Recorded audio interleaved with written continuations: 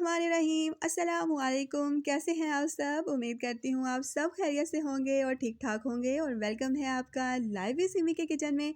तो आज सिमी के किचन में बन रही है बहुत ही आसान और मज़ेदार इमली और गुड़ की खट्टी मीठी चटनी। जैसे कि आजकल रमज़ान के रोज़े चल रहे हैं, तो अब आप इसको रमज़ान में भी बना सकती हैं और गैर रमज़ान में भी इसको बनाकर 3 माह तक स्टोर करके रख सकती हैं।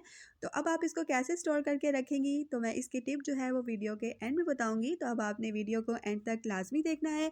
तो चलिए आए देखते हैं कि मैंने इसको बनाने के लिए कौन कौन सी चीज़ें ली थी। तो उसके लिए जी मैंने 250 ग्राम इमली और 250 ग्राम गुड़ लिया है।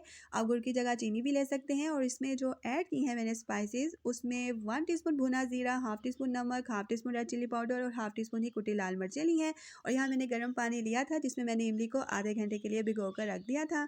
तो यहाँ जी आधा घंटा हो गया है इमली को भिगोए हुए। फिर मैंने स्ट्रेनर लिया और स्ट्रेनर में जी मैंने पल्प को बीजों से अलग कर लिया।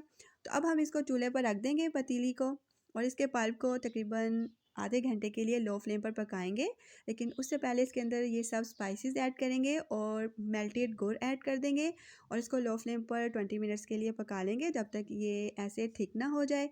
तो यहाँ जी ये नॉर्मल कंसिस्टेंसी में आ चुकी है। तो अब आप इसको ठंडा करें और इसको किसी एयर टाइट जार में भर कर रख लें।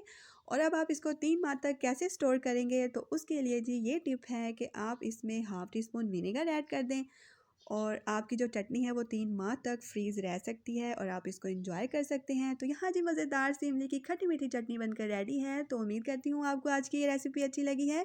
तो अगर अच्छी लगी है तो लाइक करें, शेयर करें और सब्सक्राइब करें। और जहाँ रहें खुश रहें, आबाद रहें। मिलूँगी आपसे नेक्स्ट वीडियो में। अल्लाह हाफिज़।